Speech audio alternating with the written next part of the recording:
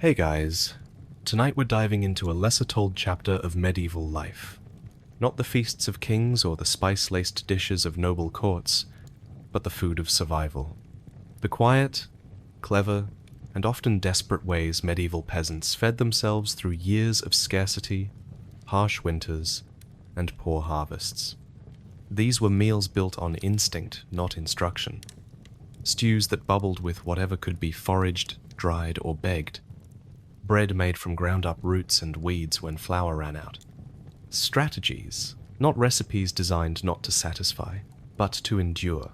It's a story of resourcefulness, resilience, and a kind of culinary courage that kept entire villages alive through the leanest times.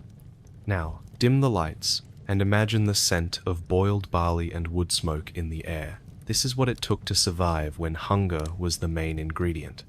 You wake up because your stomach bites before anything else does. The rooster's still asleep. The sun won't show its face for hours, but your gut?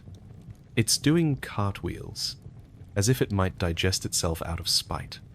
You curl tighter beneath your blanket, a term used very generously for this worm-eaten, flea-inhabited, goat-stinking rag, and hope you can squeeze one more dream out of the night. You can't. The cold gnaws at your bones like it's personal. Your breath hangs in the air, a visible reminder that your cottage has no insulation, no fireplace in the sleeping room, and definitely no mercy. The straw mattress beneath you smells faintly of mold, sweat, and possibly a dead rat from last harvest. You shift and something crunches under the straw. You pretend it's nothing. In this house, ignorance is a survival strategy. You share this space with 6 other bodies: your parents, 3 siblings, and 1 very flatulent grandfather. Everyone's pressed together like poorly folded laundry, chasing whatever warmth each other's skin can provide. That's the only heat source you've got, and most nights it's more farts than fire. Outside, the wind howls like a curse. Inside, someone coughs up what might have been part of a lung. A chicken clucks indignantly from beneath the shared bench bed. Your little brother rolls over and elbows you in the ribs. His elbow is made entirely of hunger and bone. You are awake now. And that means you're behind. Because in your world, being awake means you need to start moving. Every wasted minute is a chance to go colder, hungrier, or if luck's really against you, dead. You swing your legs over the side of the sleeping platform. The floor is packed earth, recently frozen, now thawing into something worse. You step carefully to avoid the icy puddle near the door, the one that smells suspiciously like the corner your grandfather pees in when he can't be bothered to go outside. Welcome to your kitchen, living room, bedroom, and stable, all in one charming space. You head to the hearth, or rather, what's left of it. The fire's nothing but sullen ash now. You poke it with a charred stick and whisper threats. After a minute or two, you coax one last ember out of it. It's like resuscitating a dying animal. It gurgles, wheezes, and catches. You feed it kindling and pray it returns the favor with heat. Your mother is already up. She's stirring something in the pot. You recognize the smell immediately, because it's the same smell every day. Pottage. It's not a new batch. Of course not. That pot hasn't been cleaned since ever. The stew inside is older than your youngest sister. It simmers eternally, like a medieval version of Hell's crockpot.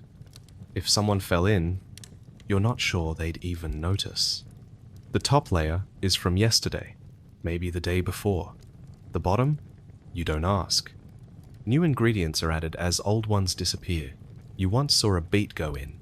A week later, it came back out looking like an artifact. Yesterday's addition was a rat's tail. Today, it might be a turnip. Might be a toe. No one cares. If it's warm and fills the stomach, it qualifies as food. You tear a piece of barley bread from the stack.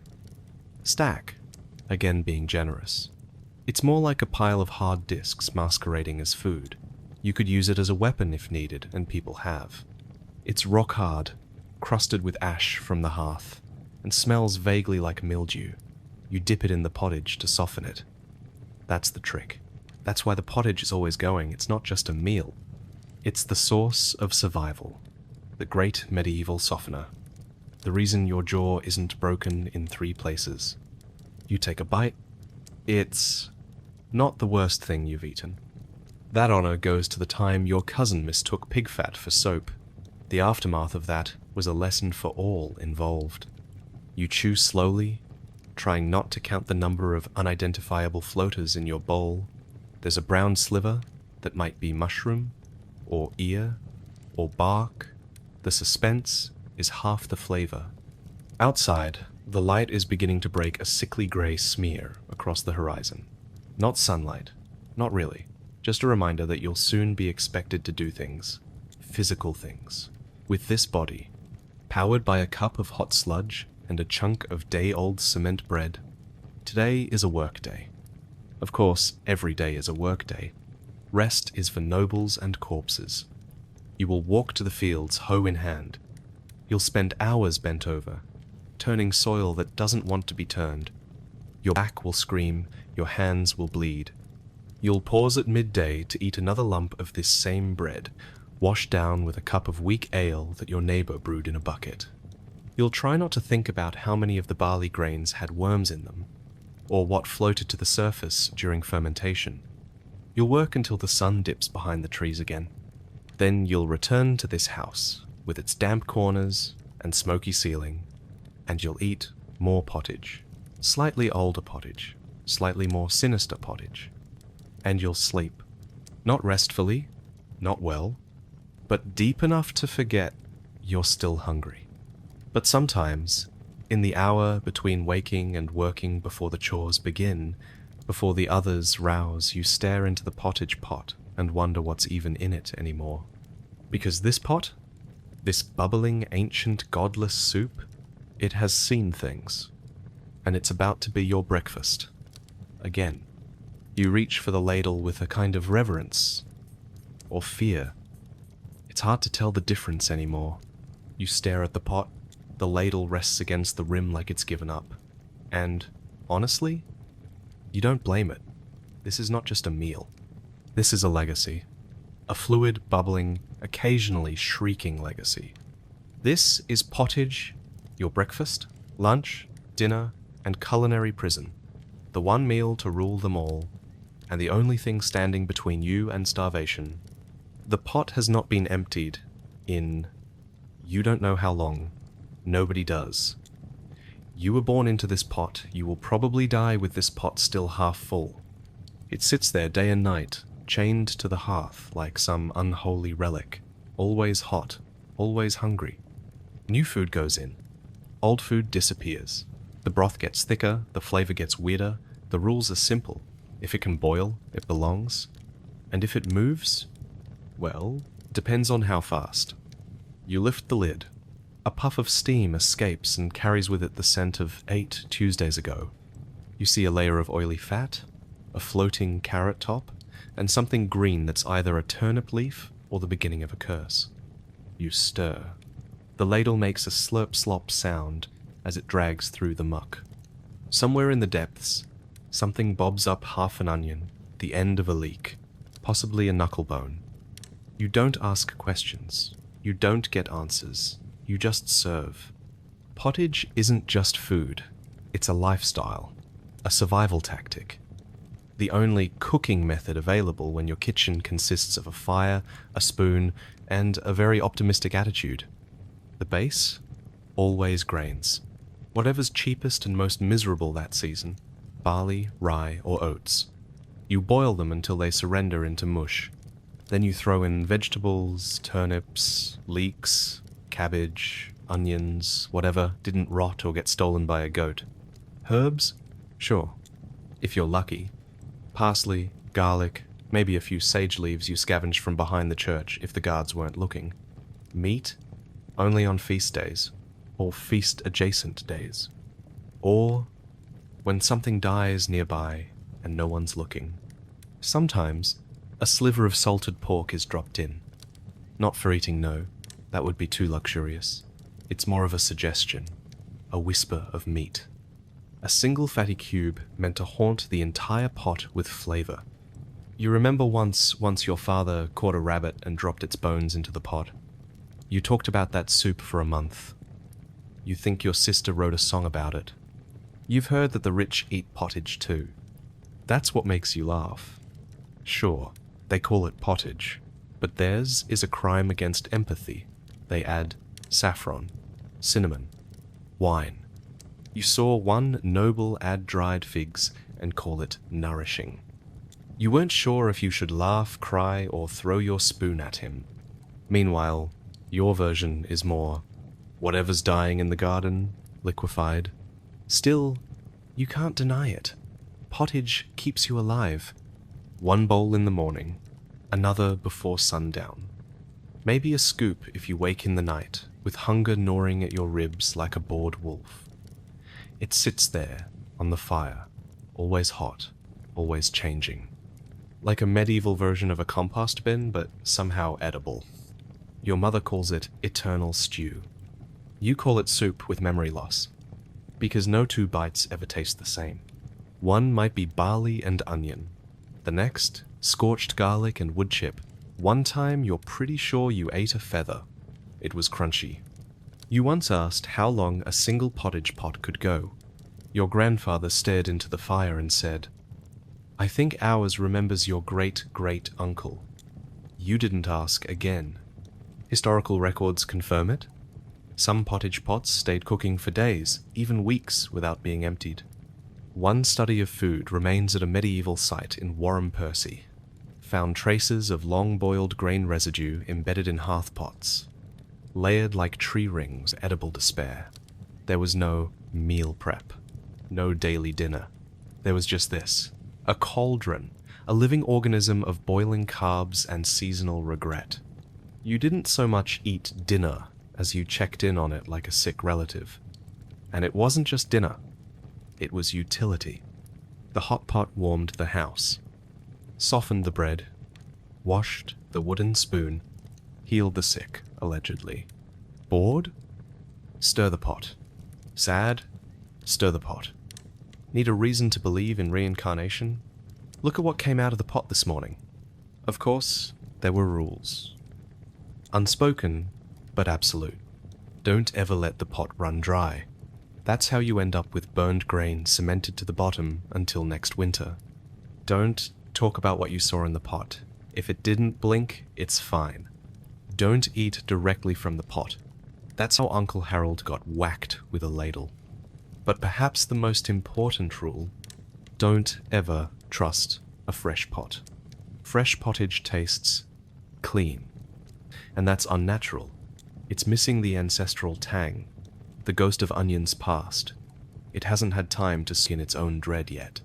Fresh pottage is rookie pottage.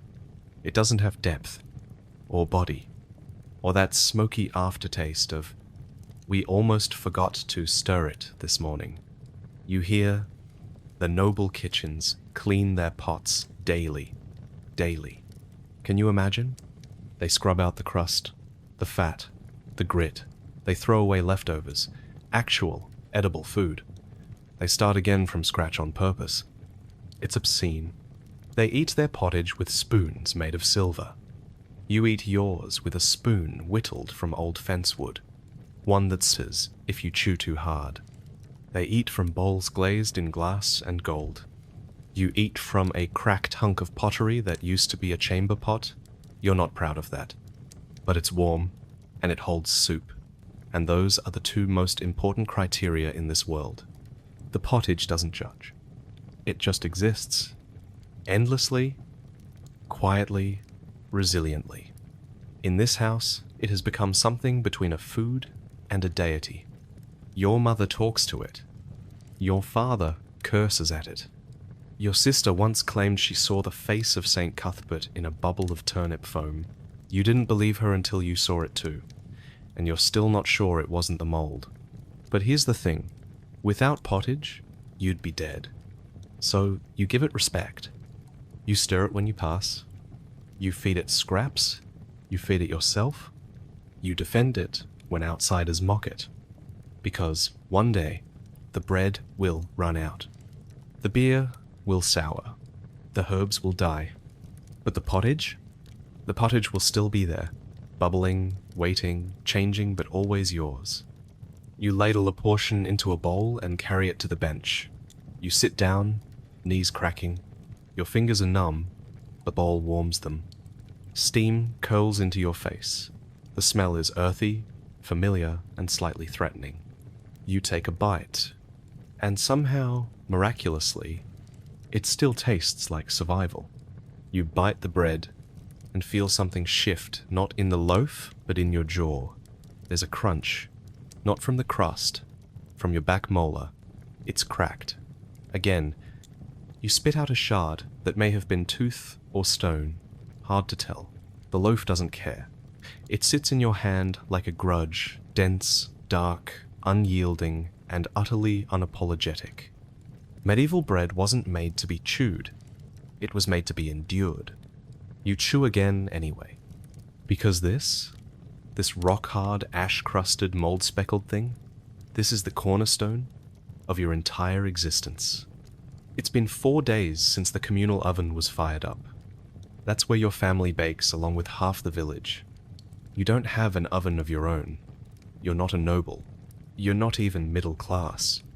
You're just a peasant. And your kitchen tools are fire, stone, and prayer. The bread was soft-ish once. Maybe on day one? Now it could be used in battle. And probably has been. You soak it in the pottage to soften it.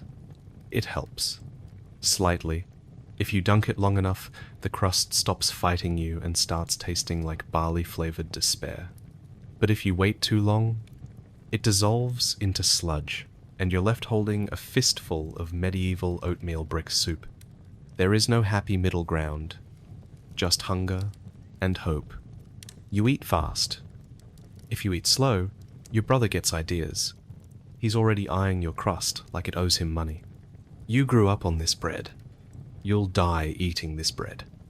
You've seen it serve as food, spoon, plate, weapon, pillow, fire starter, and once, regrettably, toilet paper. And somehow, it remains sacred. Because bread isn't just food, it's identity, religion, the closest you'll ever come to abundance, and also the closest you'll ever come to accidental poisoning. You see, the grain you use isn't wheat. That's reserved for the people with gold, horses, and functioning teeth.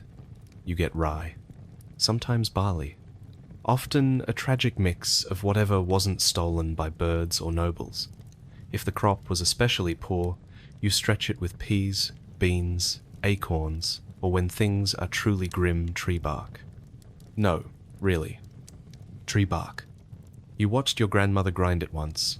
She called it survival flour. It was grey, bitter, and nearly impossible to chew.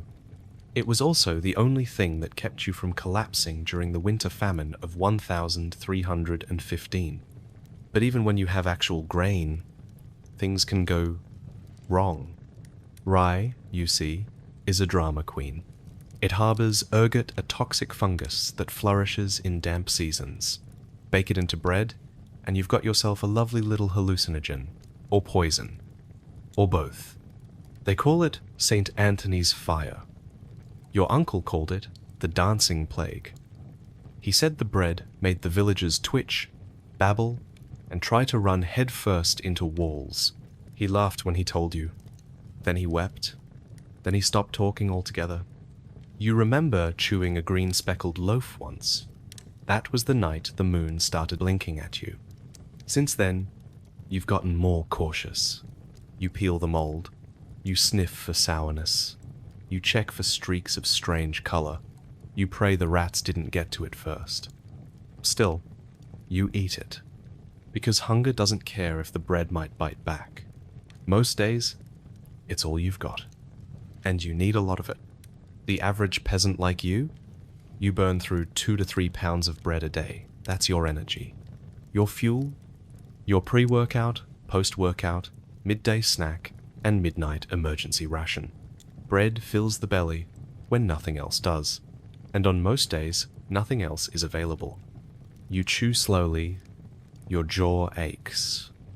The The crust digs into your gums like it's auditioning to be a torture device. But you don't stop. There's salt in this one. A gift. A miracle. Probably stolen. You don't ask questions. Salt makes bread taste like something. It wakes it up, lends it flavor, reminds you this isn't just a compressed ball of failure and famine, it's food. Sort of. You think about how different bread is for the nobles. You've seen them pass by in their wagons, trays of golden, soft manchette loaves in hand. White bread, real wheat, baked that morning, fluffy, fragile. It would melt in your mouth. You wouldn't know what to do with it. They don't chew their bread. They dab it with meat drippings, wipe their fingers with it, feed it to dogs. You chew yours like it owes you money. Their bread is luxury. Yours is labor. And labor demands calories. That's where bread shines. It's heavy, dense, a compact little sack of starch and grit. It keeps you upright when your knees want to buckle. When you've spent 12 hours hauling stones or digging through half-frozen dirt for root vegetables, bread is what gets you home. You've chewed your bread, gnawed your crust, soaked it in pottage, and washed it down with ale, and still your stomach isn't full. Not really. Not deeply. That kind of full is for feasts, for fantasies. And so comes the backup plan.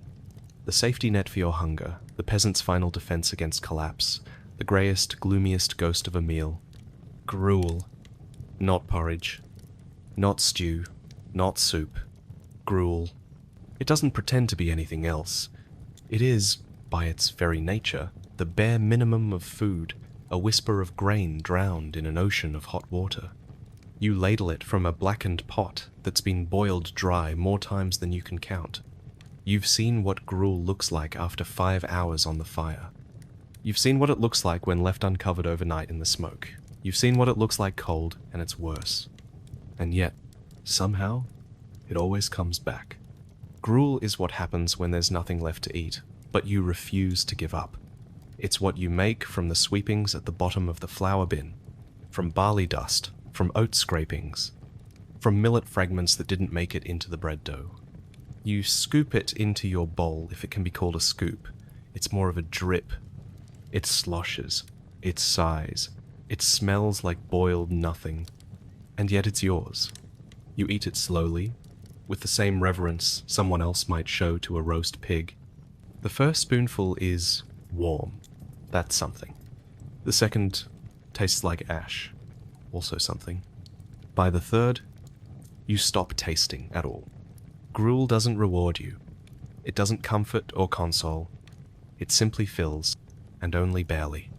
It coats your insides like damp cloth. It tells your brain, we've eaten now, even if your stomach disagrees. You remember the first time you were fed gruel? You were 6, fevered, pale. The healer said stew would be too heavy. So your mother boiled grain into paste and strained it until it ran thin. She fed it to you with a carved spoon, you cried. She didn't stop. She knew what you didn't. That gruel is the line between sick and dead. You've seen gruel in the monastery too. The monks eat it during fasts. Quietly, stoically, twice a day during Lent. Once during Holy Weeks. They say it brings them closer to humility. You're not sure about that. What it definitely brings them closer to is flatulence. Still, they eat it. Gruel made with honey when they can afford it. With dried apples. If the orchards were generous, you can smell it from the garden wall. It makes you envious, even as you gag. Monastery records from the 12th century list gruel as standard fare for the sick, the poor, the elderly, the fasting, the unlucky, and sometimes all at once. They stretch a cup of oats to feed 10 people. Less than 2 tablespoons per person. And call it charity. Your neighbor feeds it to her baby. No breast milk left. No goat milk either. Just water and oats and a pinch of salt if the child is lucky. That child cries through the night. Gruel can't stop it. Gruel can't nourish it. but it keeps the child alive. For now, you've seen babies weaned on gruel. You've seen old men die with a bowl of it cooling beside them. You've seen your uncle try to flavor it with tree sap and nearly poison himself. You've also seen what happens when there's no gruel. It's worse. During famine years, the gruel becomes the only food that can be made. You soak the grain for days, boil it for hours, hope it doesn't burn, hope it thickens just enough to not be mistaken for bath water. You know how to stir it just right, how to skim the scum from the top. You know that if it gets too thin, it's water. Too thick, it's porridge. And porridge is a luxury now. Gruel is for when even porridge is out of reach. It's not a side dish. It's the main course, the only course. And you eat it with the same slow, mechanical movements that built this land's stone walls. Spoon, slurp, grit your teeth. Swallow. Repeat. There are those who say gruel has no taste. You disagree. It has a taste. It tastes like duty. It tastes like a mother feeding her child the last grain in the house. It tastes like a monk on his knees, spooning cold oats in the dark. It tastes like famine with the edges shaved off. Gruel may be thin, but the lives it holds together are thick with suffering. And you eat it anyway. Because you have to. Because it's food. And even bad food is better than none. You once heard someone say gruel was a humble meal. That's a lie, told by people who've never had to eat it 3 times a day for a week. Gruel isn't humble. It's humbling. It strips you of appetite, pride, and occasionally your will to chew. And the worst part? There's never quite enough of it. You remember one winter where gruel was all you had morning, noon, and night. Your mother used the last of the oats and mixed them with water pulled from a snowmelt puddle near the stable. You watched as she stirred it with hands too red to feel the heat. When she served it, she smiled and said, "It's warm. That's enough." You pretended to believe her. The thing about gruel is, it teaches you that survival is less about food and more about ritual. It doesn't nourish the body so much as it tricks the mind. You eat it not because it tastes good, not because it fills you, but because it marks the moment, the gesture, the act of trying. And sometimes that's all you can do. You've seen beggars lined up outside monastery gates, tin bowls in hand, waiting for the day's ladle. You've seen men cry over a splash of warm barley broth, not because it tasted good, but because it was something they didn't have to steal. There's dignity in that, a quiet one, a cracked dignity, boiled until thin. Once you tried to spice your gruel with crushed berries you found near the hedge. They looked like elderberries. They weren't. You vomited for 2 days and missed the planting. Your father said nothing, just gave you a stick to help you stand. You ate your gruel in silence after that, and never touched hedgeberries again. You learned the hard way that flavor is a risk, and survival means eating safe, even if safe tastes like boiled regret. Gruel rarely changes. It has no chapters, no surprises. It's never exciting, never interesting, but it's there. There, during the plagues, when every other house in your village was draped in cloth and silence. There, during the harvests that failed, the springs that came late, the summers that burned the soil dry. Gruel is the food that outlives good times and shows up when the bad times move in to stay. And when even gruel fails, when there's not enough grain to dust the bottom of a pot, you know you've crossed a line. You're in the death season now. That's when people eat bark. That's when soup gets made from boiled shoe leather. That's when children cry not because they're picky, but because their bodies are starting to eat themselves. That's when gruel starts to look like luxury. But on better days, on days when the field gives just enough, when the oats don't mold, when the water is clean and the fire is strong, gruel becomes something else. Not a punishment, not a placeholder, but a promise. That things could, however, briefly, stay the same. You stir the pot, add just a pinch more salt, Maybe a stray wild herb if the wind was good to you that morning. You serve it to your family. They don't thank you. They just eat. And in that quiet, scraping, chewing silence, there's something like peace. Something like survival. And that's more than enough. You don't dream of turnips. No one dreams of turnips. You eat them, you stew them, you mash them, you curse them, but do not dream of them. And yet, when winter leans in with its icy breath, and the pottage grows thin and the bread too hard to crack, it's not meat you crave, not honey, not even warmth. It's the turnip. Ugly, bland, abundant, the root of all misery, and the reason you're still breathing. You pull one from the dirt, the soil clinging to its skin like a second, muddier hide. It looks like something that should have been thrown away 3 harvests ago. Pale purple, misshapen, cracked down one side. But when you slice it, it bleeds white. You toss it into the pot. No seasoning, no oil, just water and heat. And you pray it boils faster this time. Because tonight, like most nights, turnip is dinner. You remember the first time your family relied on turnips alone.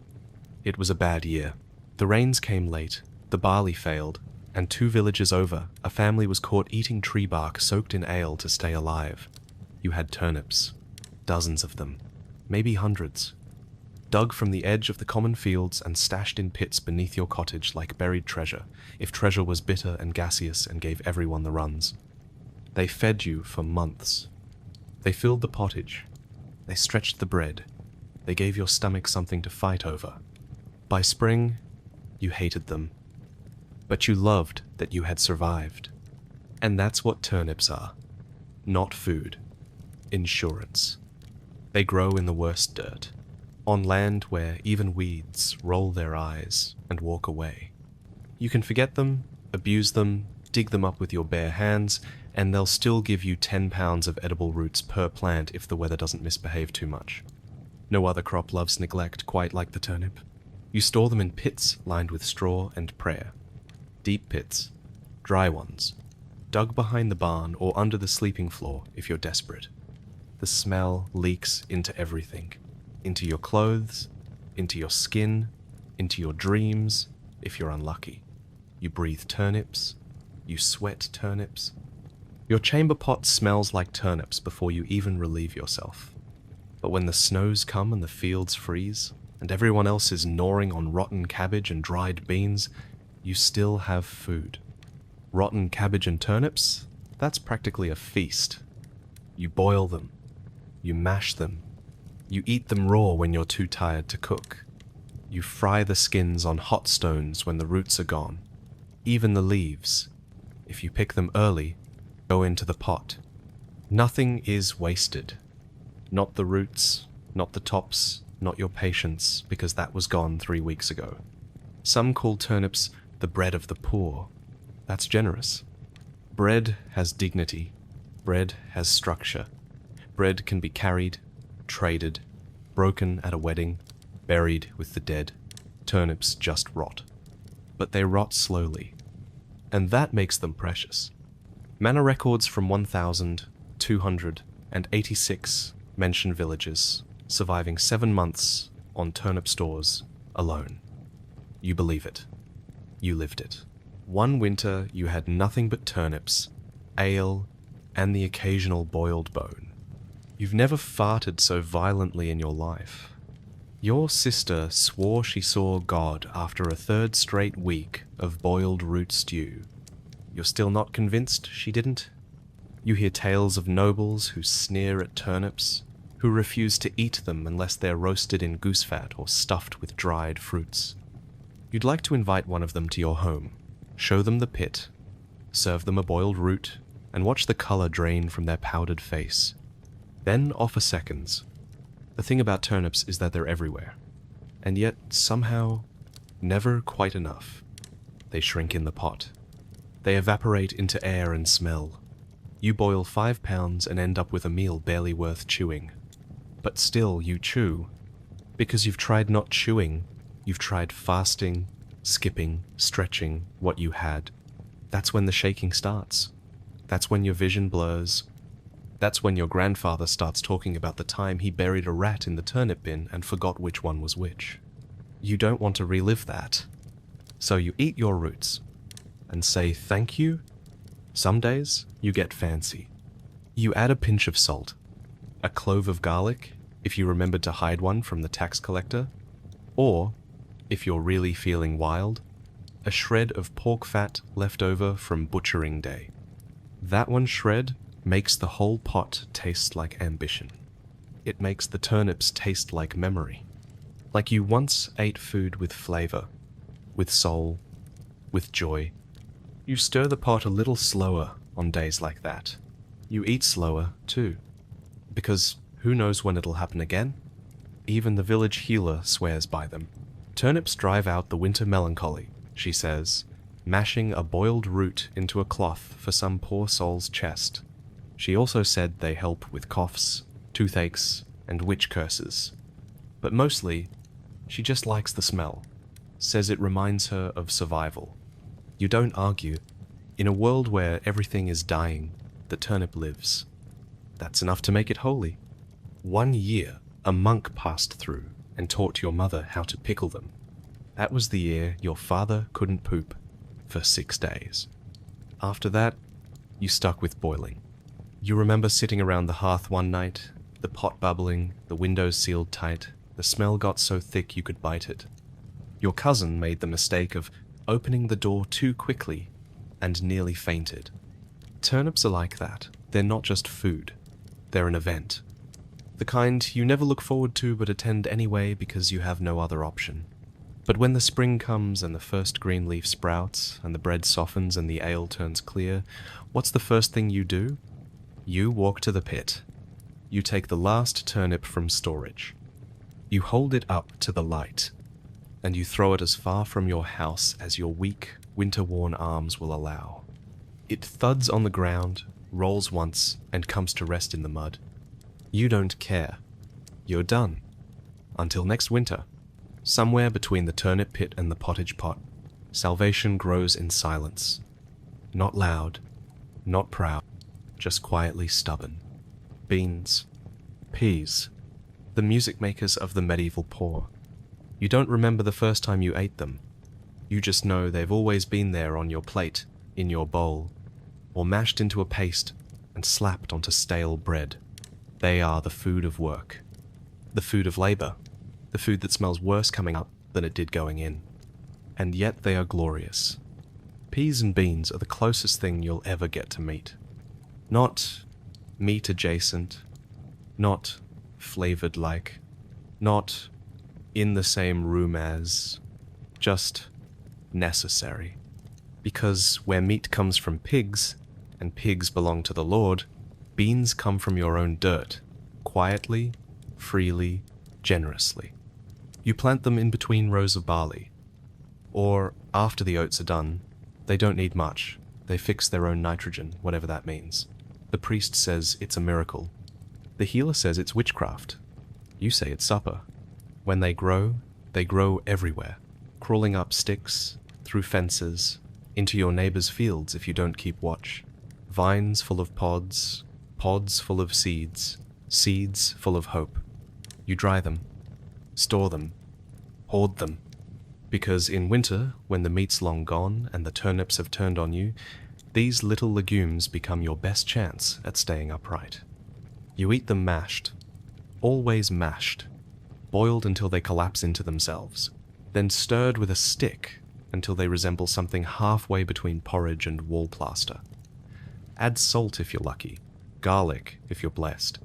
Nothing if you're typical. Scoop it with bread, if you have bread. Drink it straight. If you don't, it's not bad, it's not good either, but it's dense, fulfilling, full of whatever peasants need to keep from collapsing in the fields.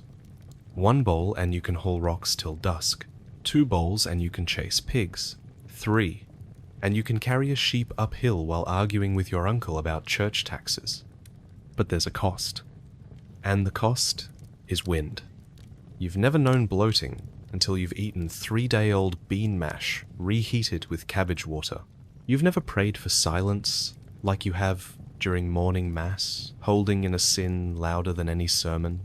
The old men call it field thunder. The children giggle through it. The women pretend it's a cough. The monks just give up. You once heard of a monastery that banned beans on holy days, not because of gluttony, but because of the acoustics. One novice tried to light a candle too close to the wrong end of a gassy fryer. The flames went out. The memory did not. But the gas is a fair trade, because peas and beans are life. They fill your belly. They strengthen your legs. They keep your hands from shaking when the frost creeps in too early and the bread runs out too soon. And more than that, they last. Dried peas and beans, kept in clay pots or old ale barrels, can last for years. You've eaten beans older than your little sister, beans your grandfather planted. Beans passed down like stories, like spoons, like grudges. In a world where most food molds, rots, spoils, or vanishes, beans remain. They are the only thing in your kitchen that doesn't turn against you. You once heard of a family that lived a whole month on nothing but dried peas and bitter ale. They survived.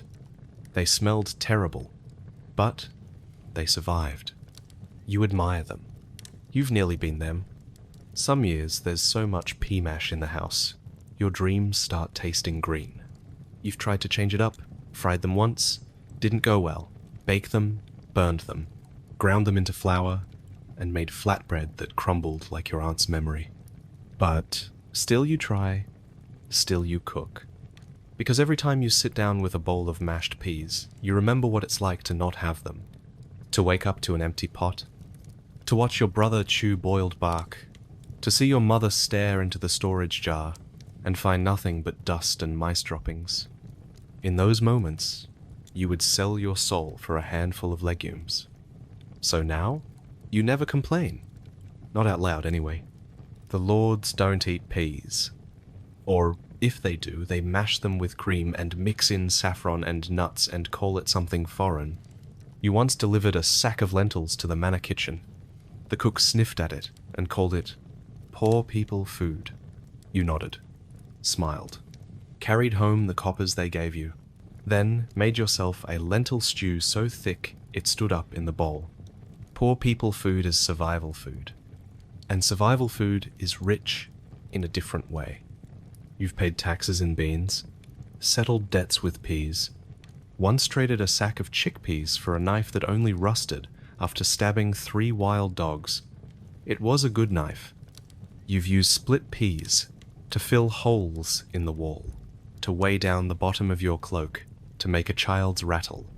You've seen monks count them like rosary beads during fasts. You've buried them with the dead. You've spilled them on the floor and cried because you knew what they were worth. Because every little green dot is a promise. You will eat. You will work. You will live.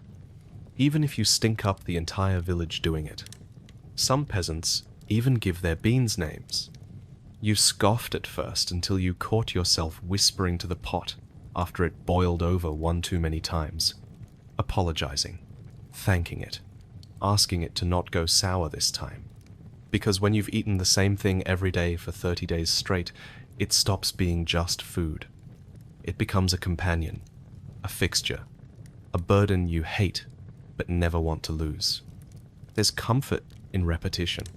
Comfort in knowing that even when everything else fails, when the cow dies, the bread molds, the grain barn floods your old clay pot of dried broad beans, is still sitting in the corner, waiting. You don't fear hunger as much when you know it's there. At weddings, you mix them with barley. At funerals, you mash them fine and serve them with wine, if the monk's feeling generous. During plague years, you boil them with wild garlic and pretend it's soup. They never taste good, but they never let you down. Even the rich, when pressed, when war or sickness or debt strips their tables bare, they eat what you eat. They turn to the fields, to the legumes, to the food of those they once sneered at, and they discover what you've always known. It's not about flavor. It's about not falling over. You wipe your bowl with a crust of bread, crack a loud, involuntary fart. Your sister throws a spoon at you. You don't flinch. You're full. You're tired. You'll live. That's the power of peas. Meat doesn't come easy to your kind. It walks past you, bleats in the field beside you. You feed it, milk it, and shovel its filth, but you don't eat it. Not unless it dies. Not unless the Lord lets you. Not unless you're very lucky. Or very sneaky. When meat finally reaches your hands, it's not a roast. It's not ribs or thigh or belly. It's not even what you'd call edible by sight. It's scrap, gut, gristle, guts, blood, bone. And you make it work. Because if there's one thing peasants have perfected, it's the art of making a meal from what others would bury. The slaughter begins at dawn. You're not allowed near the main butchering. That's the Lord's domain, his cattle, his hogs, his fattened fowl, his cuts. You get the rest. The parts no one wants. The parts too awkward, too messy, too foul-smelling for noble plates. You wait by the side of the slaughter shed with your sack and your bowl, nodding to the steward, pretending not to notice how little he thinks of you. He tosses you a lung, maybe a stomach, on a good day, a snout, on a very good day, brains. You don't thank him, you just nod.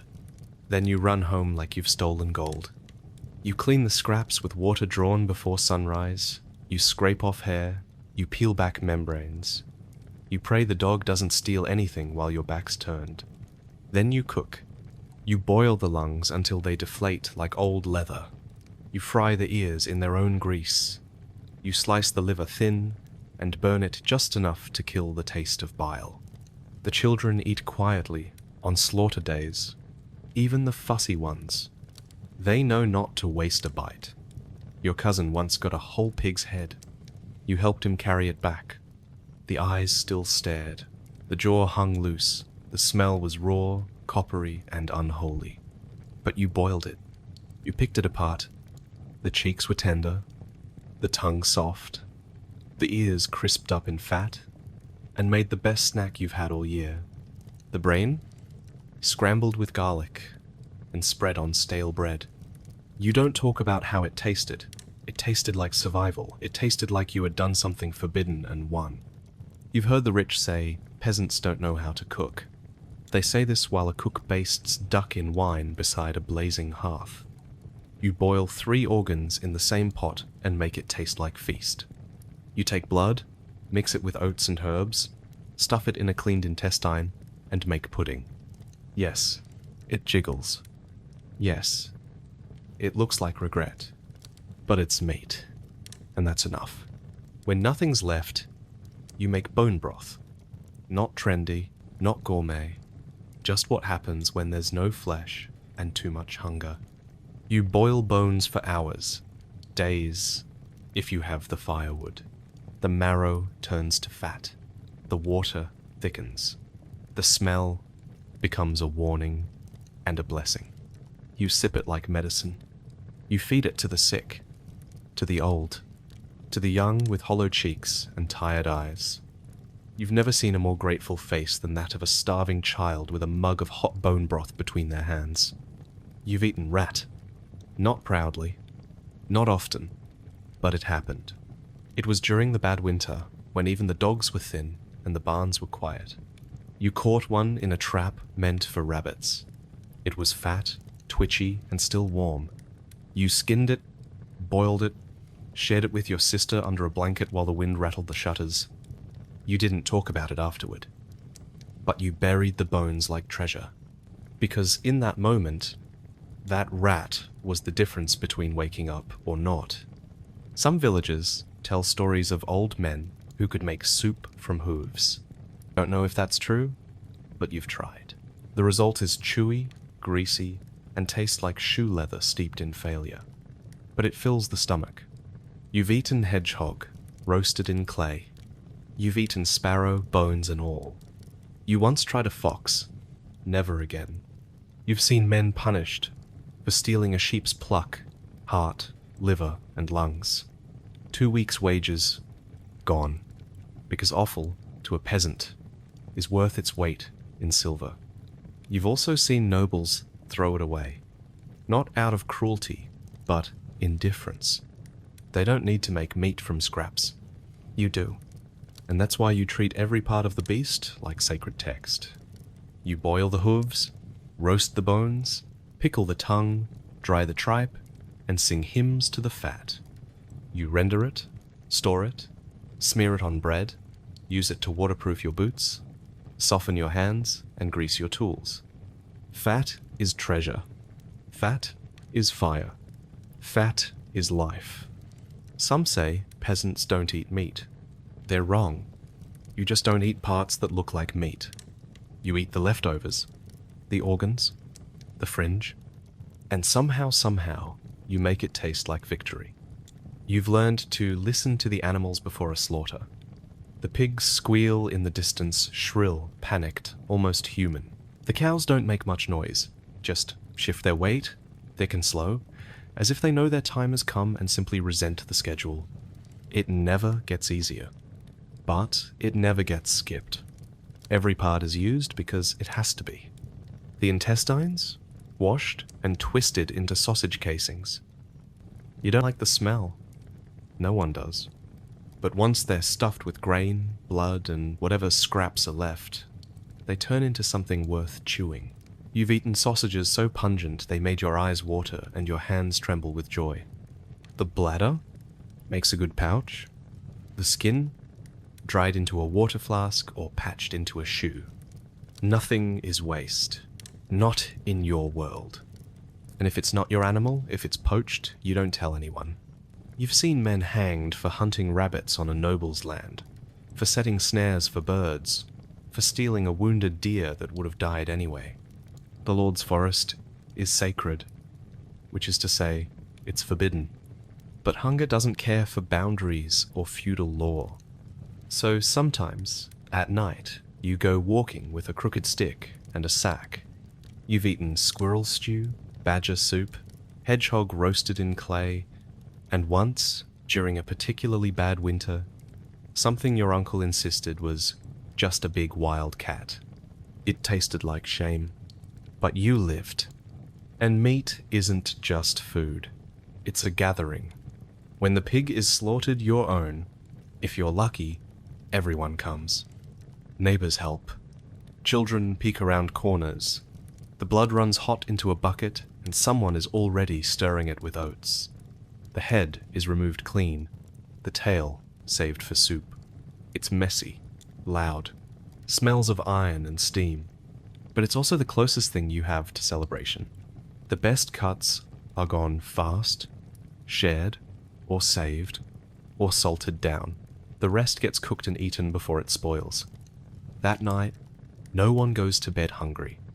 That night, you remember what it's like to eat fat without rationing it, to bite into meat and have it fight back with juice and texture instead of guilt.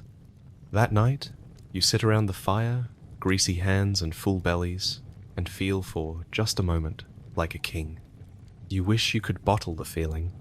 You wish you could salt that joy and bury it beside the pork fat and pickled feet in your cold cellar. But you know it won't last. Meat in a peasant's life never does. By the end of the week, you're back to beans and turnips and stale bread soaked in broth. The only thing left of the slaughter is the smell in your clothes and the memory on your tongue. But you carry that memory. You let it linger, because even scraps can be sacred. You don't live near the sea. You've never seen it, never smelled it. You can't even picture that much water in one place. And yet you eat fish. Not fresh fish, not grilled trout on a silver plate like they show in the Lord's feasts. What reaches you is stiff, briny, and smells like a monk's laundry after Lent. It is the medieval miracle of mass preservation. It is salted herring, and it is your savior. Salted fish doesn't rot. That's the first thing to love about it. The second is that it's legal. The church says no meat on Fridays, no meat during Lent, no meat on Ember days, Rogation days, or half the calendar if the bishop is feeling pious.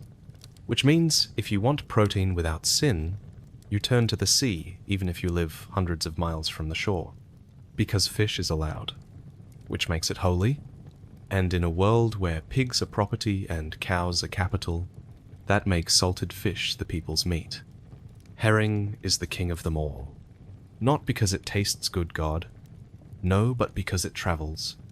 You've heard tales of boats so full of herring they nearly sank, of barrels stacked so high in the ports of Yarmouth and Bergen they blocked out the sun.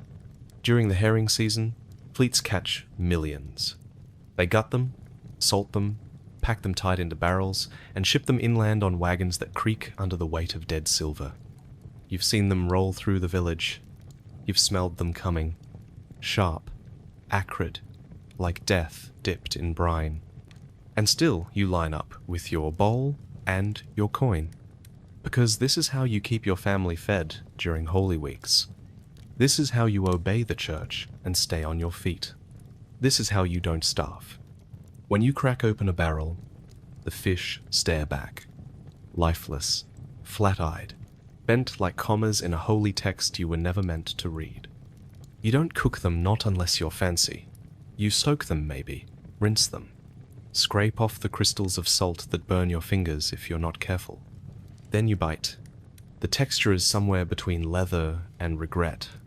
The taste is salt with notes of sadness. But the fat, oh, the fat, sticks to your ribs like forgiveness. It keeps you moving. It keeps you warm. It keeps your child's bones from poking through their skin. You eat it with bread, if you have it. With gruel, if you don't. Sometimes with ale. Sometimes just with fingers and desperation. You eat it cold, hot, boiled, baked, chopped, mashed. You once made a paste of herring, peas, and turnip. Your father called it sin on a spoon. You made it again anyway. There are other fish, of course. If you're near a river, you might catch perch or eel. Eels are slimy, but rich. The monks love them. You've seen monastery kitchens roast them with onions and honey, though you've only ever had them smoked and scraped clean of slime. Sometimes you net carp, but only if the Lord lets you near the water. Sometimes you trap frogs and call them fish, just to keep the priest from scolding you. It's a slippery loophole, like the frog. But you need to eat. Inland, dried cod is the other holy meat. It's a block of wood until you soak it for a day. 2, if you want to chew it without losing a tooth. You boil it, bash it, curse it. Then you eat it. Because it's meat without sin. Because in Lent, when your body screams for bacon and your soul is told no, fish is the answer. But herring? Herring is what you dream of when the skies turn black. It's the peasant's perfume, the poor man's incense. Barrels of it lined the monastery cellars. Records show monks consuming hundreds of fish each week during fasts, each fish a tiny, salty martyr sacrificed on the altar of discipline. You once worked in a monastery kitchen during Holy Week, peeled open a barrel so thick with salt your fingers bled. But the brothers lined up all the same, thankful, silent, slightly green. The smell stays on your hands for days. Your wife refuses to sleep beside you after herring day. You once woke up with a cat chewing your beard because of the brine crusted in your mustache. You didn't blame it. You smelled like survival. Sometimes you wonder what the fish looked like in life. Bright, slippery, free.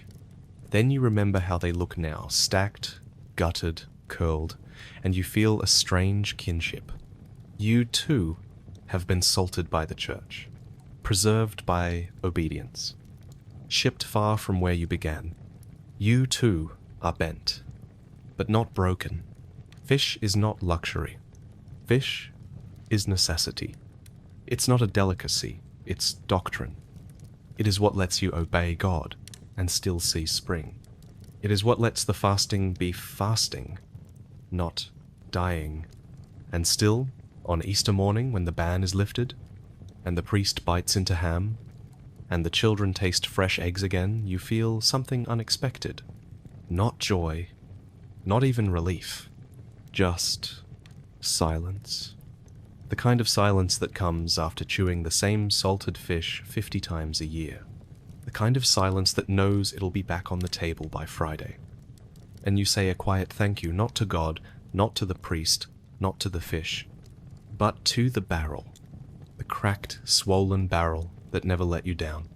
Sometimes, you wonder if the church made fasting rules for spiritual reasons, or just to keep the poor from hoarding pork.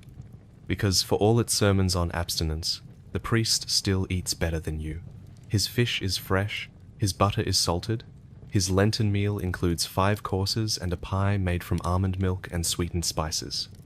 You get a salted herring.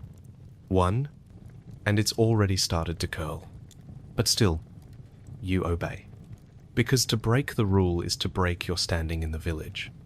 It's to risk penance, shame, exclusion, punishments worse than hunger.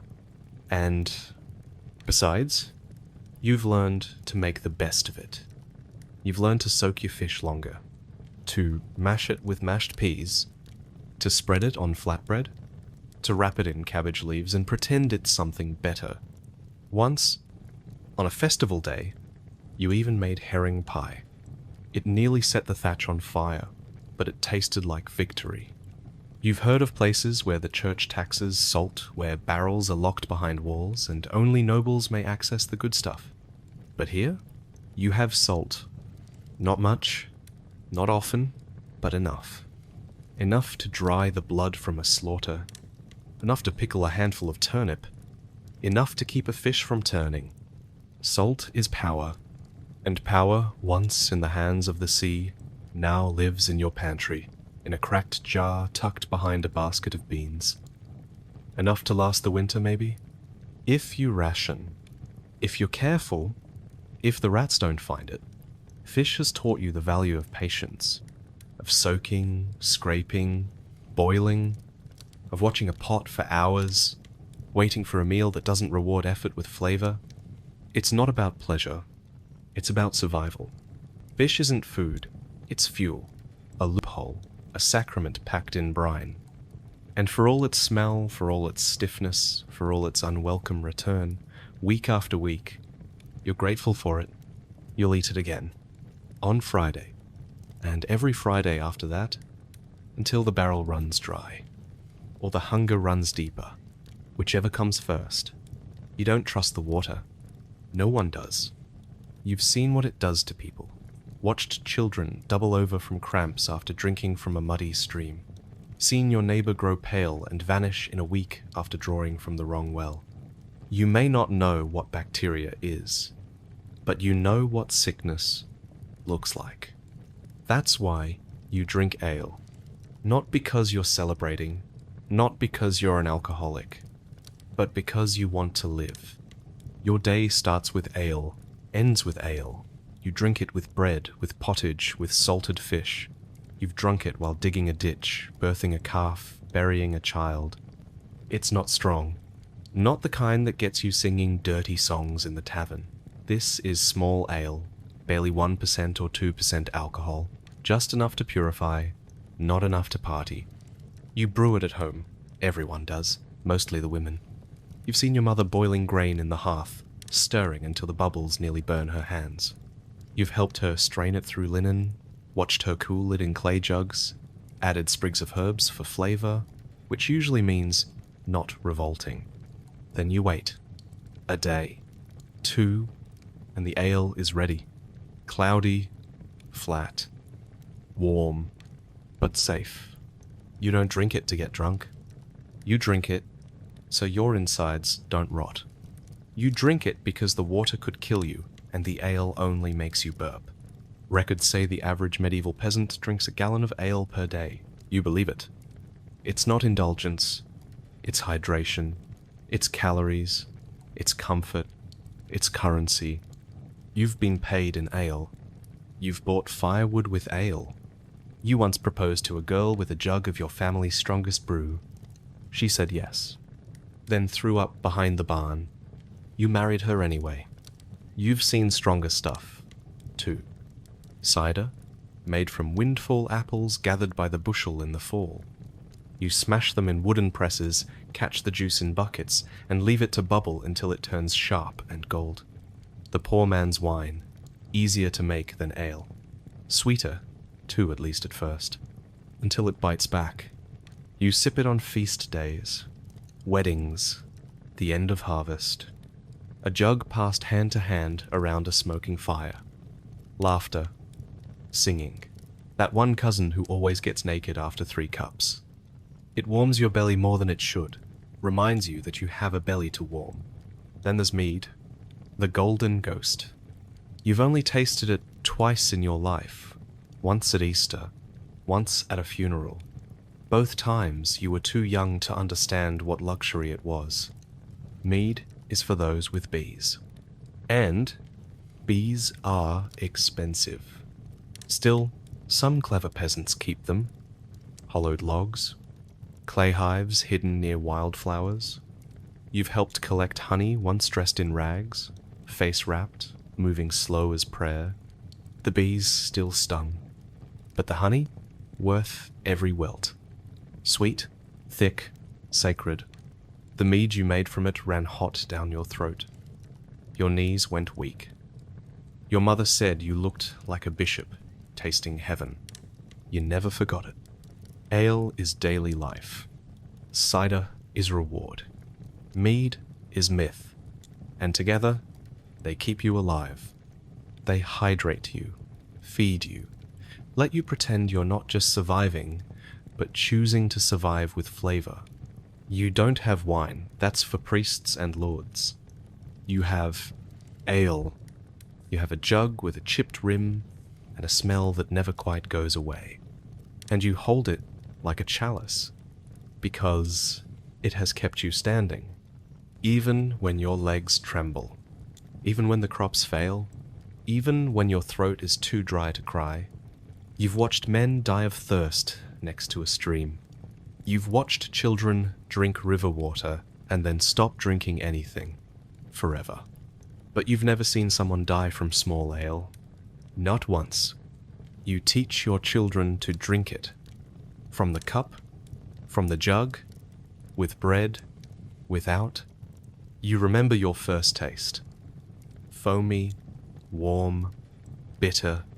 You remember your son's first taste.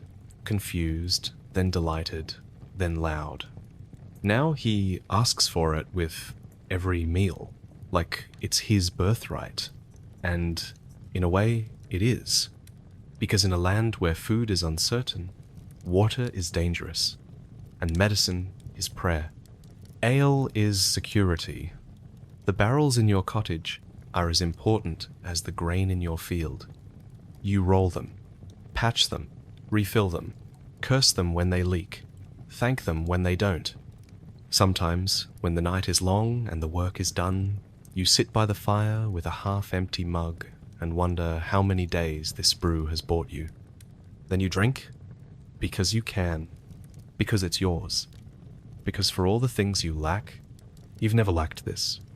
You once tried to go a day without it, just to see.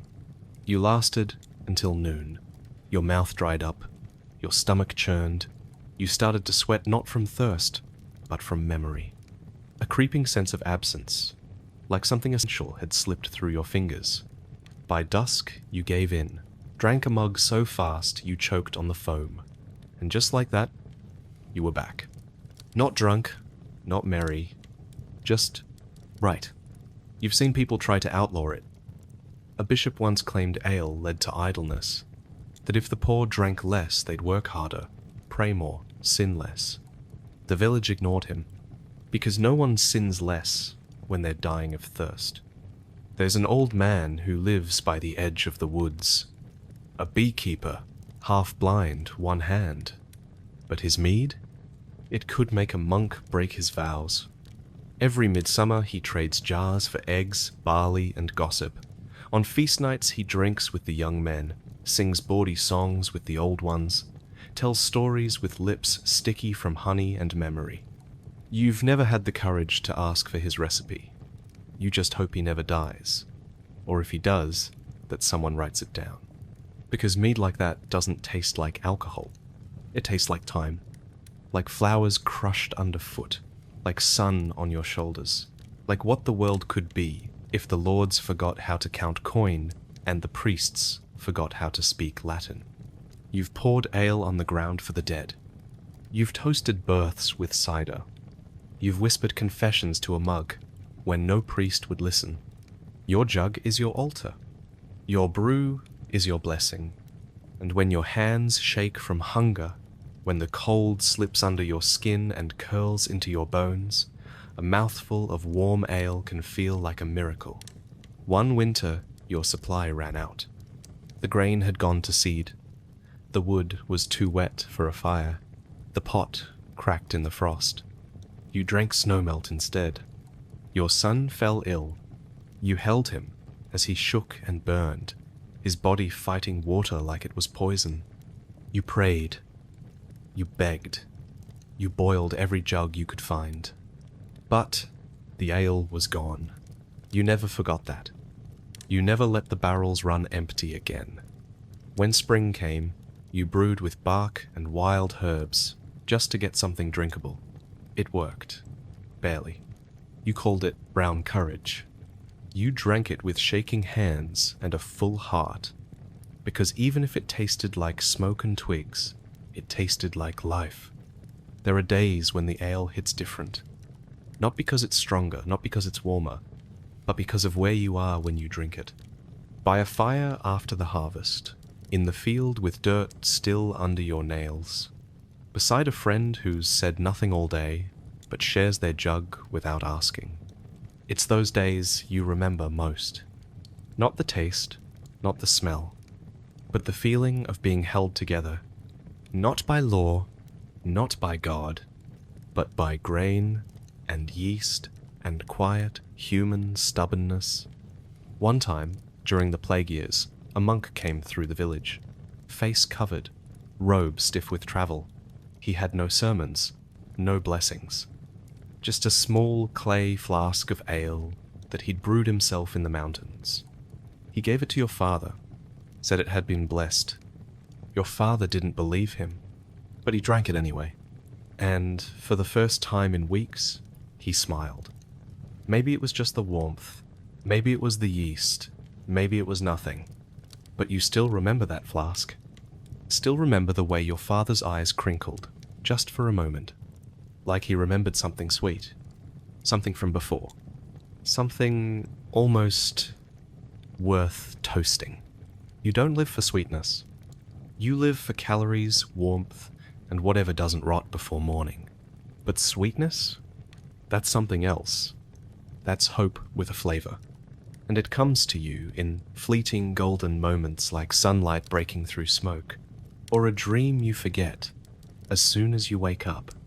It starts with honey. If you're lucky, someone in the village keeps bees, not in neat wooden hives like the nobles have, but in hollow logs, straw skeps, or cracked clay pots stuffed with wildflowers and blind hope. The bees don't like being bothered. They defend their treasure with fire and sting.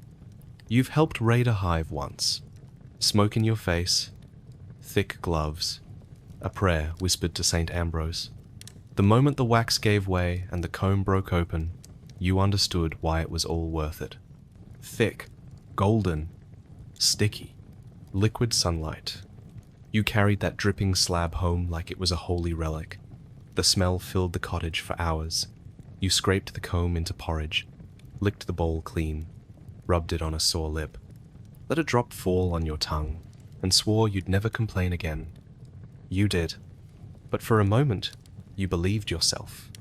Most years, there is no honey, or what little there is goes to the lord, the priest, or the healer. You've seen old women trade a teaspoon of it for a length of thread. You've seen a dying man refuse bread but take a smear of honey on his gums. You've seen mothers save the last drop to give their child a sweet memory before a fever takes them. Honey isn't food. It's grace. It doesn't fill your belly. It fills something deeper. Then there are the berries. Not grown in gardens, not sold at market, just gathered, foraged, stolen from bushes before the birds can beat you to them. You send children out with baskets made of bark and willow. Tell them to go where the nettles sting and the thorns grow thick. They come back bleeding but grinning.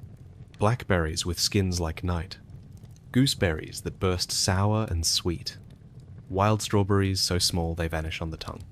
You mash them into pottage, stir them into porridge, eat them by the handful before they can spoil. No one stores berries. You eat them now or not at all. There was a summer once warm, wet, thick with bees when berries grew so thick along the fence row they dyed the ground purple. You ate until your lips turned black. You kissed someone with sticky teeth. You laughed like you weren't hungry. You still remember that taste. And you chase it every year. On feast days, if the larder permits, you might mix honey with milk. Boil it until it thickens. Add in a single crushed almond saved from last year's trade. You call it a pudding. The children call it magic. The priest calls it excess. You give him none. When the honey runs out, you sweeten your food with apples. Or dried plums, if you can find them. Or the last of the cider, poured into a pot to soften bitter bread. You once heard of sugar, a white powder that lives in the east and costs more than a pig. You've never tasted it. You don't believe in it. But sweetness can come from more than food. It comes in a warm mug after a hard day. In the laughter of your sister when the gruel boils over. In the sticky kisses of a child who's found a half-rotted pear behind the woodshed and insists on sharing it with you. It comes in surprise. In tiny, precious interruption. A raisin baked into bread. A honeyed carrot in a stew. A birthday with a dried fig and no one dying.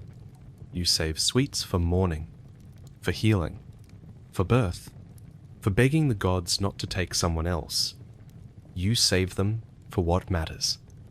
And if you ever waste a drop, may the bees curse your name.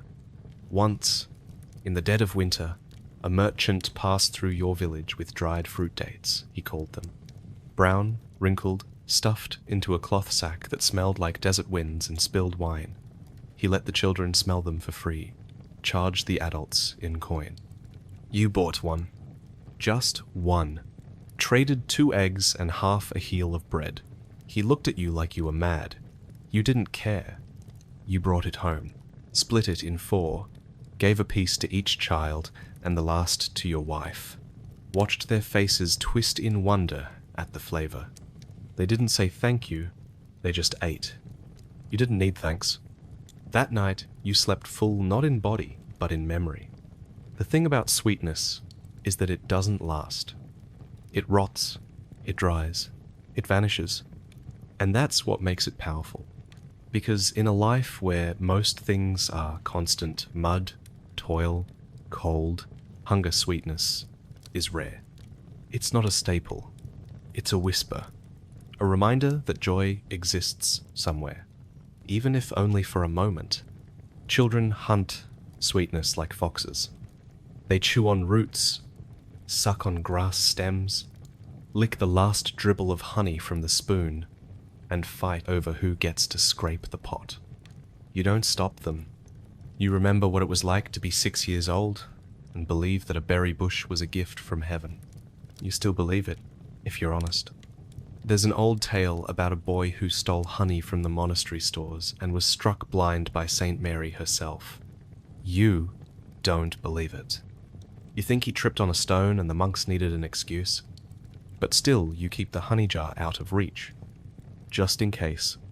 Some seasons, there's no sweetness at all. No fruit, no berries. The bees flee, the apples rot early, the figs are worm-ridden, the wine spoils in the barrel, and even the cider turns too sour to drink. That's when the dreams come. You wake up at night, tasting honey that isn't there. You watch your children gnaw dry bread, and remember the plum tart your aunt made 10 years ago on the last day of summer, when the fields were gold and everyone believed it would last. It didn't. But the taste lingers. On weddings, you give sweets as gifts. Not cloth, not coin.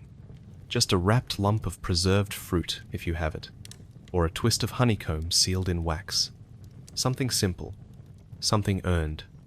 You've seen grown men cry at the sight of a sugar-dusted bun, not because they were drunk, but because someone cared enough to give them sweetness.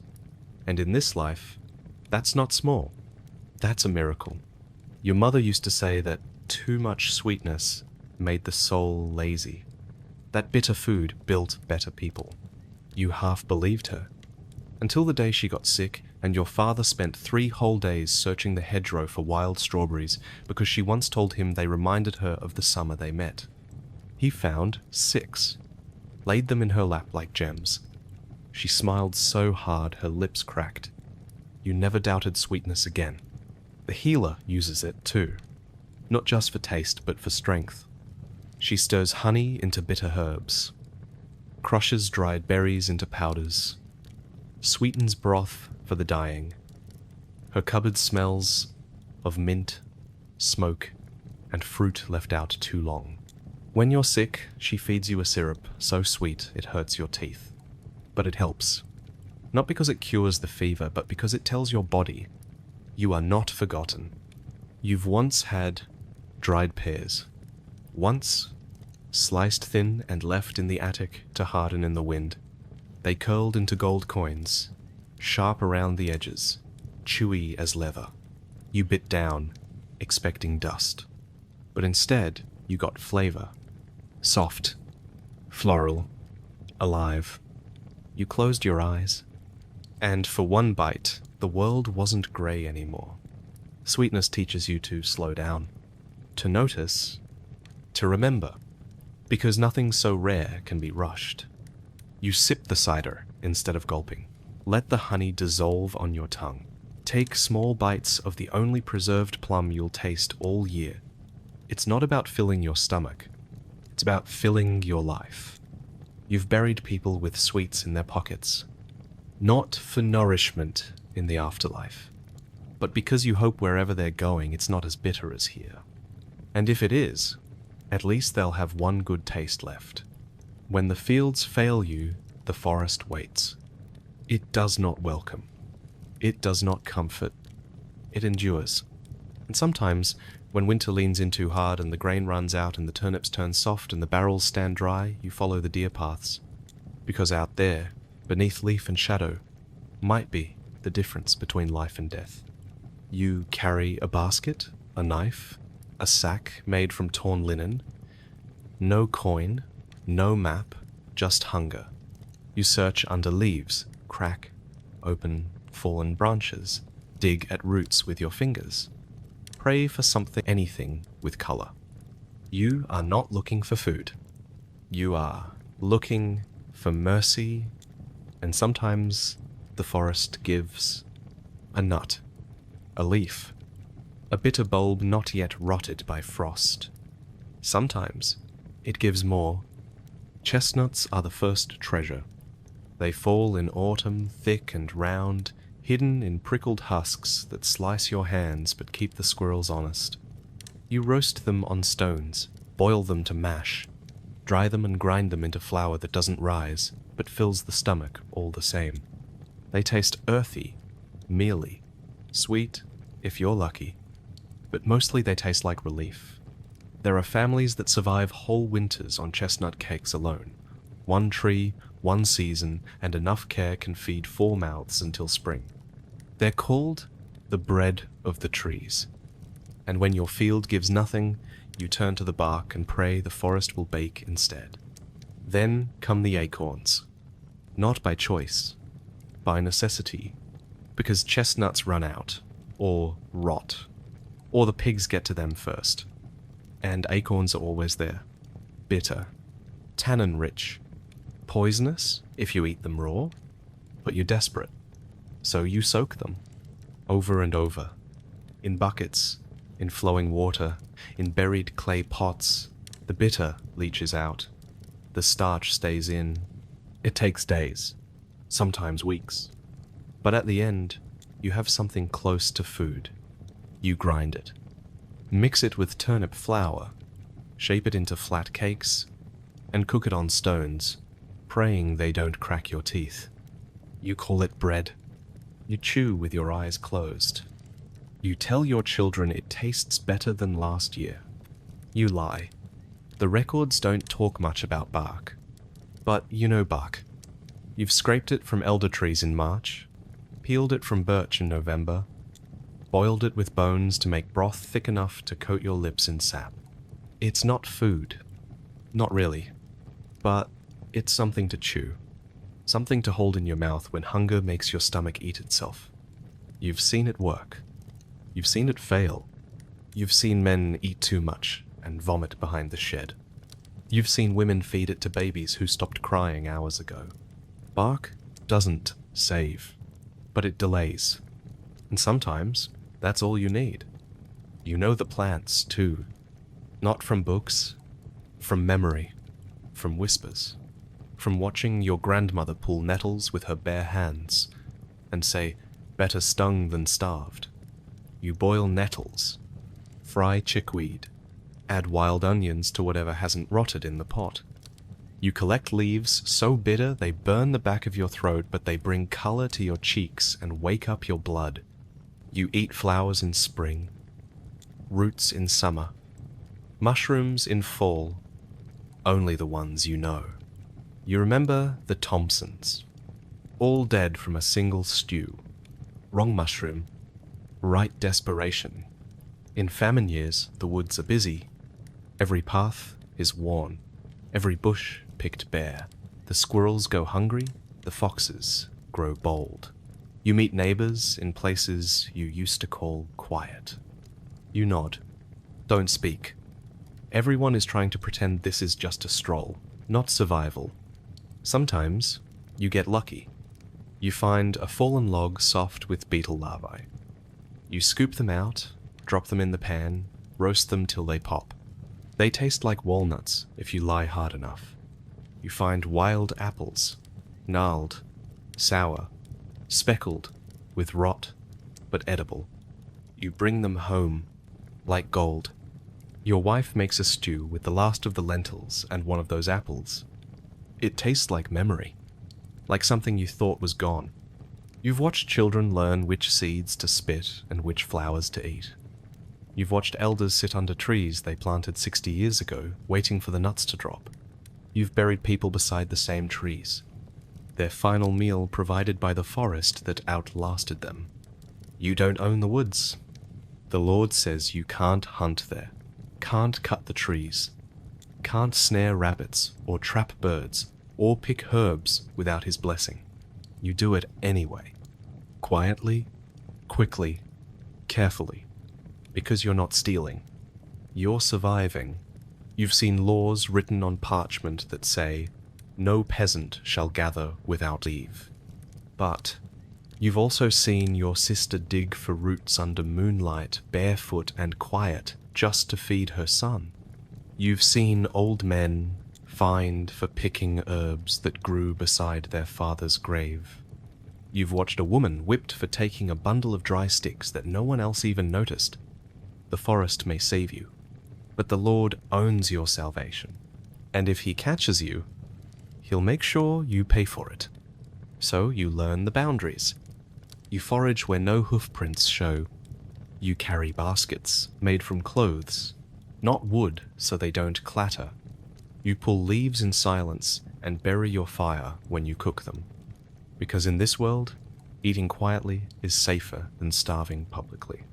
The forest is your market, your garden, your apothecary, but it is also your judge. It punishes carelessness. You've stepped in wasp nests. You've eaten spoiled roots.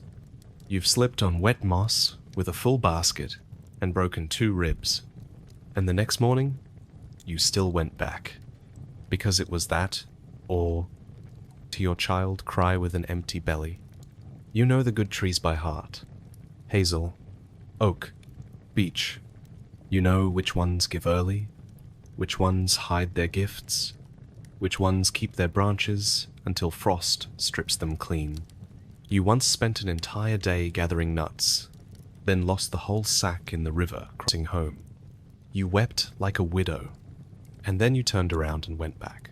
You remember how your grandfather stored chestnuts buried in sand beneath the floorboards, kept them fresh till March. You do the same now, because those nuts aren't food. They're time.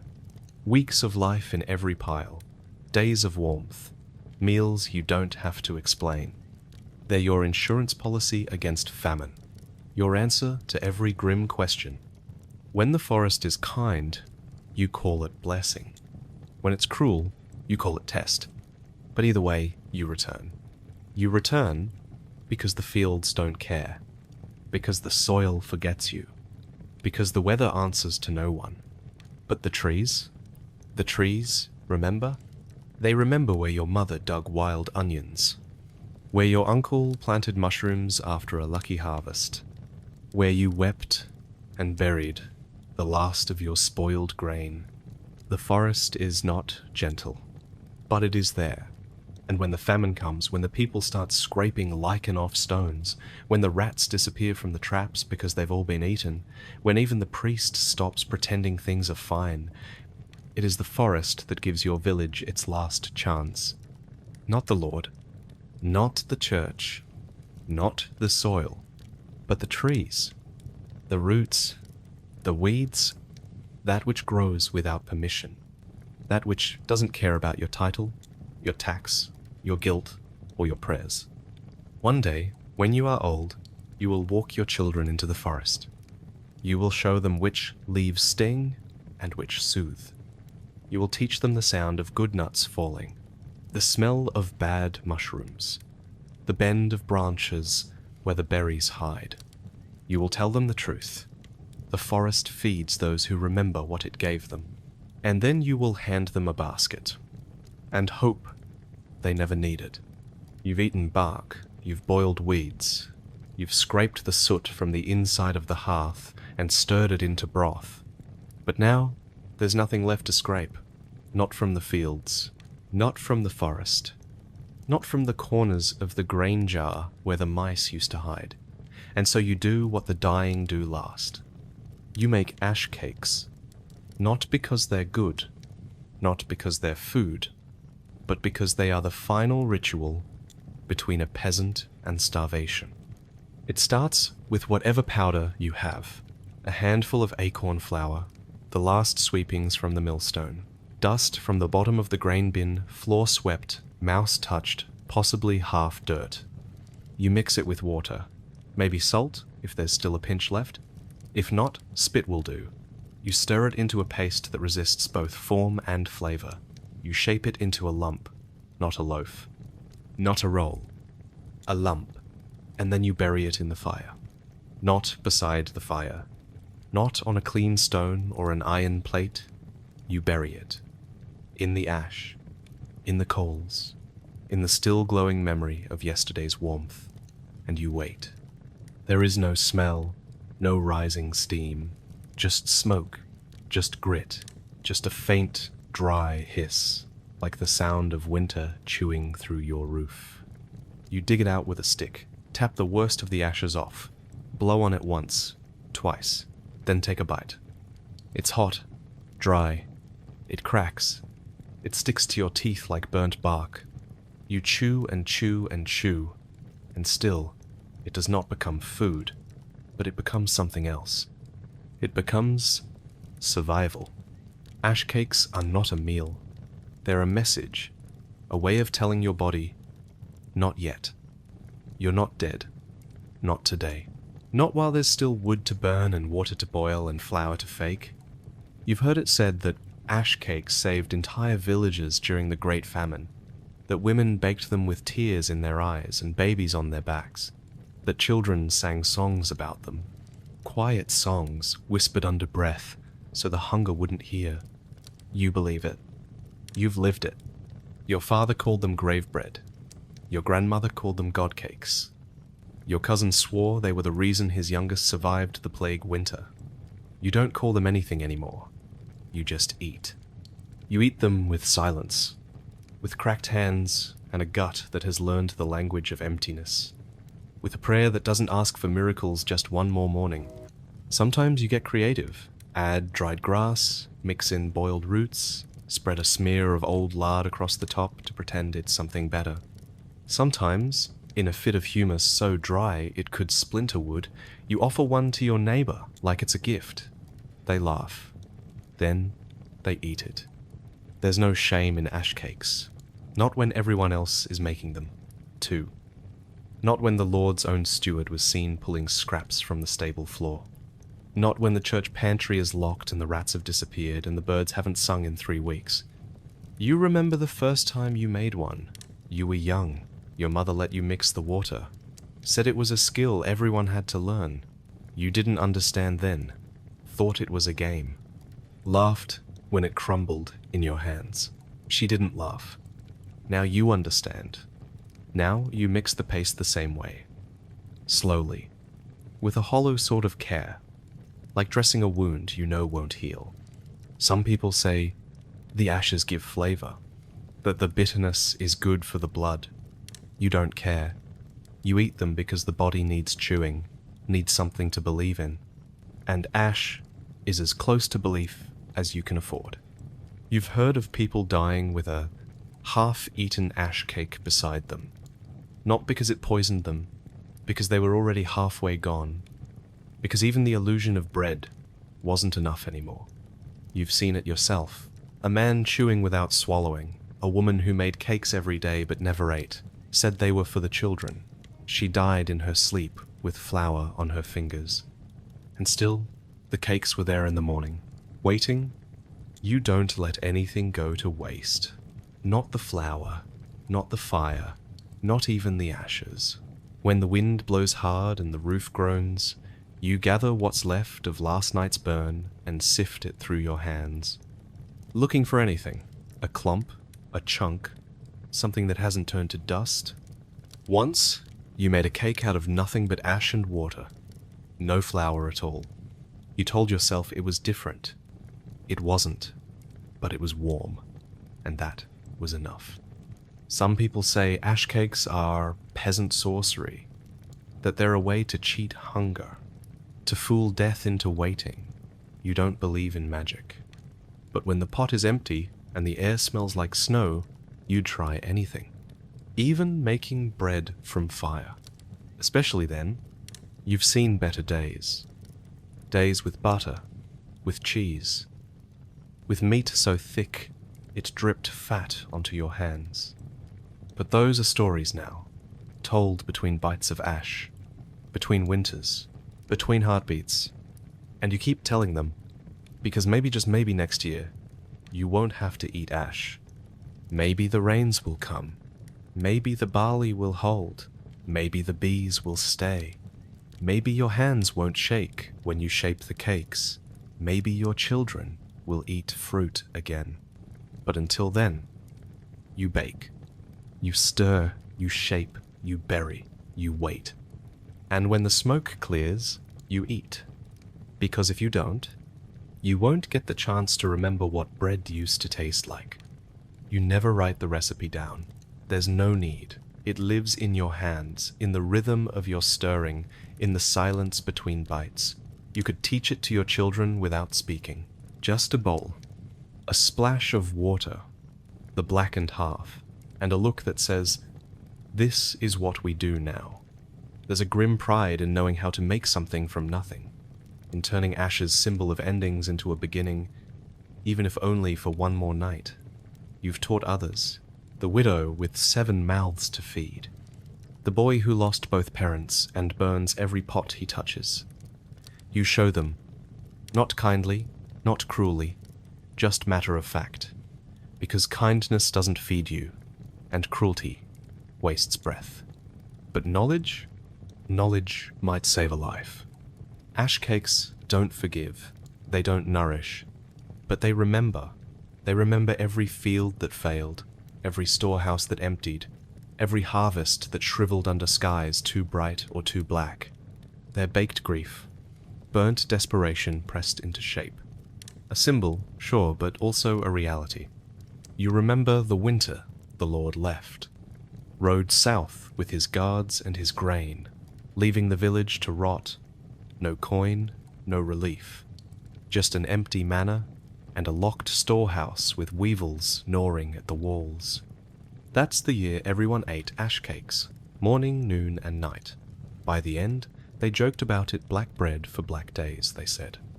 But no one laughed too hard, because by then, you all knew someone who hadn't made it. They say your body can survive 20 days without food. That's a lie. Or if it's true, it doesn't feel like survival. It feels like forgetting how to stand. Like your muscles are vanishing one by one. Like your teeth are too heavy. Like your own shadow weighs more than your limbs. Ash cakes don't fix that, but they slow it, delay the fade, trick your mouth into chewing long enough to believe the end isn't so close. That maybe you're just tired, just cold, just waiting for the next thing to grow. You once made a batch from floor sweepings and dried grass, called them church bread, took them to the priest who kept preaching about suffering as virtue. He didn't eat them, said he was fasting, said the saints endured worse. You left them on his doorstep and walked home chewing the last one yourself. It tasted like dust, but it didn't kill you. That was enough. You've made ash cakes with beetroot flour, with bark shavings, with mushroom stems so old they crumbled at the touch. You've seen them baked on hearthstones, on iron spades, even wrapped in leaves and buried in coals like sacred things. Not sacred, but they are ours. The nobles never eat ash cakes. The monks have never tasted one, and that's how you know who's never been hungry. You save one, always, wrapped in cloth, hidden in the back corner of the shelf. You tell yourself it's for emergencies, but really, it's for remembrance. A burnt-edged relic of survival. You look at it some days and feel stronger just knowing it's there.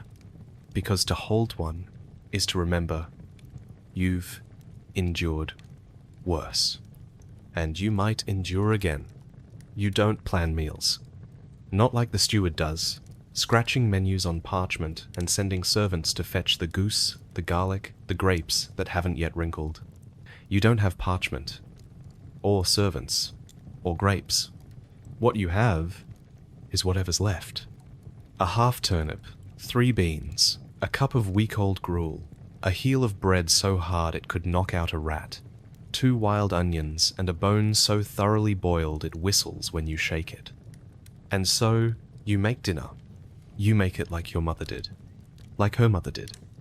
Like every woman and man who ever stood in a peasant kitchen staring down a table full of nothing and pulling together something. It doesn't have a name. It doesn't follow rules. It just begins. You take the pot, the same blackened, cracked-bottom pot that's been used for everything from boiling pottage to washing feet, and you throw in what you've got. You don't measure. You don't taste.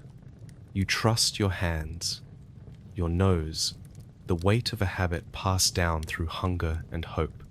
You fill the gaps with whatever makes it less awful. A pinch of dried nettle, a smear of lard saved from a feast day, a spoonful of yesterday's soup thinner now, but still holding the ghost of salt and fat. And you stir, and you wait, and you pray that the fire doesn't go out. You've made meals with no more than 4 ingredients. You've made meals with 12. You've made meals with 0, and still managed to fool your child into thinking the broth was filling. It's not a trick. It's a skill. A sacred one. You don't read recipes. You read faces. You watch for the moment your husband stops chewing and just swallows. For the flicker in your child's eyes when the stew tastes different than usual. For the way your own hands tremble less after a second bowl. That's how you know it's enough. Not good, not grand, but enough. You've made soup with bread crusts and beet leaves. You've baked pies with turnip mash and sour apples. You once made a porridge so thick and gluey you served it in slices. The monk who tasted it said it reminded him of humility. You said it reminded you of your uncle's boots. He didn't laugh, but he ate 2 portions. There are no rules for these meals. No, first you saute. No, boil for 10 minutes. No, garnish with fresh thyme. There's just what's edible and what's not, green with mold. Even then, you're flexible. You've scraped mold from cheese, cut the soft parts off onions, boiled spoiled milk into something not quite disgusting. It's not bravery. It's routine. You once made stew from pottage, ale, dried beans, and the leftover bits of squirrel from someone's trap. You didn't ask who caught it, you just stirred. Added salt. Watched it simmer like it belonged there. It smelled like warmth. Tasted like not dying. Your family still talks about it. You wish you remembered how you made it. But that's the thing with these meals. They're like dreams. You live in them once. Then they're gone. Sometimes you combine things just to clean the shelf. A handful of peas, the last of the cabbage water, a sprig of something that might be rosemary, or might be a twig. Sometimes it works. Sometimes it doesn't. Once you made a broth so foul the cat gagged. You laughed, then drank it anyway. Because hunger is funnier than pride. There's comfort in the chaos. In not knowing what dinner will be until it's bubbling. In letting the pot decide. You've seen nobles turn their noses up at such meals. Seen them mock your soups, your stews, your bread crusts soaked in fat and served like fine fare. Let them laugh. They wouldn't last a week in your kitchen. Because you can feed a family of 6 with what they throw away. Some of your best meals were born from accidents. The loaf that burned and crumbled into stew. The spoiled milk that turned into a tangy porridge. The sausage ends forgotten at the back of the shelf and rediscovered on feast day. It's not art. It's not alchemy. It's adaptation. You adapt. Because the seasons don't ask. Because the taxes don't wait. Because your children don't stop growing just because the wheat stopped sprouting. You've had guests. Rare, but it happens. A cousin passing through. A traveling merchant who remembered your kindness. The local healer after your youngest scraped his knee to the bone. You never apologize for what you serve. You smile. Offer a bowl. A spoon. A seat. And you say, "It's what we had." Sometimes they cry. You've heard the priest say that simplicity is holy, that the poor are blessed, that heaven is fed on crumbs and prayers. You don't know about that, but you do know that a good meal, made from nothing, can silence even the sharpest hunger. That's close enough to a miracle for you. You've seen feast tables in the manor hall, long boards groaning under roast birds, and glazed fruits in silver goblets filled to the brim. They call it hospitality, they call it wealth. But you've seen more generosity in a bowl of leftover pottage shared between neighbors. You've tasted more satisfaction in a turnip mash, cooked with wild herbs and a single drop of pork fat. Because it isn't what you cook that makes the meal. It's that you cooked it all. It's that you scraped together scraps and made them into something warm, something filling, something yours. You've seen people cry over a ladle of stew that reminded them of their mother. You've watched old men go quiet after biting into a bread that tasted like the one their wife made 30 years ago. You've fed children food they didn't recognize and told them it was called good enough, and they believed you, and then they asked for more. You've learned the rhythm of using what you have. If the bread is too hard, you soak it. If the soup is too thin, you thicken it with grain. If the cabbage is starting to turn, you boil it down and serve it with vinegar and garlic to hide the smell. If it's meat, you stretch it. You boil the bones twice. You add it to everything, not for substance, but for memory. Meat makes it feel like a real meal, even when it's not. And when you run out, you tell stories instead. You talk about the last pig slaughter, the stew that tasted like something from the king's table, the day someone caught a duck and shared it with the whole row of cottages. It doesn't fill the stomach, but it fills the room, and that matters. You've stored turnip leaves in vinegar, hung onions in the rafters, left parsnips in the ground until they sweetened in the frost. Nothing is wasted, not even the water from boiling vegetables. That goes back into soup, or into bread, or into your hands to warm them on a cold morning. You've fried porridge, scraped pottage from the pot bottom and called it crust pie, mashed boiled peas with lard until they resembled something hearty, and you've eaten it all with your head held high, because shame is for those who don't know how to survive.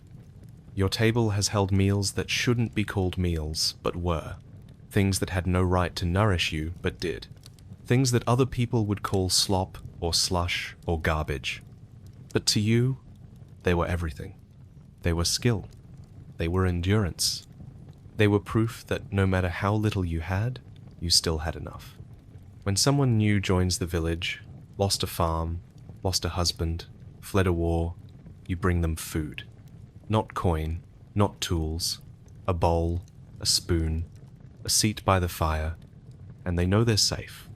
Because in a world where nothing is promised, the one promise you can keep is this: we may have nothing, but together we'll eat. It ends with bread. It always ends with bread. Not cake, not custard, not cheese or cream, not even apples in autumn, or the last spoon of honey saved for feast days. No matter what came before the pottage, the gruel, the salted fish, the bitter greens boiled into forgettable broth, it ends with bread. Because bread is what holds it all together.